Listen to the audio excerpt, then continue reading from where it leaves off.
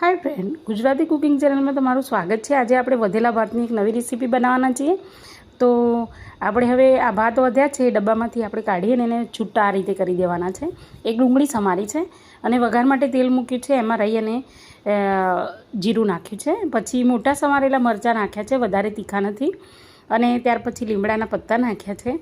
હવે આપણે જે ડુંગળી સમારી છે ને ઊભી આ એડ કરીશું। એ પહેલાં થોડી હિંગ નાખી લઈશું। હવે આપણે ડુંગળી એડ કરવાની છે। ડુંગળીને વધારે સાંતળવાની નથી, રેડ કરી નથી દેવાની। હવે આપણે એને સારી રીતે મિક્સ કરીશું। હવે એની બધી પાંખડીઓ અલગ અલગ થઈ જશે તેલના હિસાબે, તો બધી પાંખડીઓ અલગ અલગ થઈ જાય ને ત્યાં સુધી આપણે એને સાંતળવાનું છે। તો જો આ રીતે, અને એનો કલર પણ બદલાયો નથી, વ્હાઈટ જ રહેશે, મસ્ત લાગે છે આ ટેસ્ટ એનો।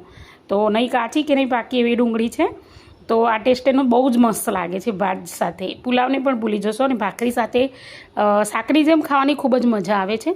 તો એ પહેલાં આપણે એક મસાલો કરી લઈએ કે રેગ્યુલર જે શાકમાં મસાલો કરતા હોય, પછી આપણે એની અંદર ભાત એડ કરવાના છે જે વધેલા છે, અને પછી એને સારી રીતે મસ્ત રીતે મિક્સ કરી લેવાના। તો આ ભાત ખાવાની ખૂબ જ મજા આવે છે, ને સાંજે જો શાક બનાવવાની જરૂર નહીં પડે, જો આ ભાત અને ભાખરી ખાઈ લઈએ તો મસ્ત મજા આવે છે ખાવાની। કેટલા સરસ ભાત બન્યા છે, જુઓ એક દાણો એકદમ છૂટો પડી ગયો છે, અને ઉપર સરસ મજાનું લેયર્સ આવી ગયું છે એક જાતનું, જો કે ટેસ્ટનું બી લેયર્સ આવી જશે, અને બહુ જ મજા આવે છે જમવાની। તો તમે પણ બનાવજો, અને મારા વિડીયો આટલા સરસ બનાવો, સબસ્ક્રાઈબ તો કરો પ્લીઝ, લાઇક શેર અને સબસ્ક્રાઈબ કરવાનું રાખો, અને મને કોમેન્ટ કરીને ગુડ કે નાઇસ લખીને મોકલો, તો મને ખબર પડે કે મારા વિડીયો તમારા સુધી પહોંચે છે કેવા છે। ફરીથી મળીશું આવતા વિડીયોમાં, ત્યાં સુધી રજા લઉં છું।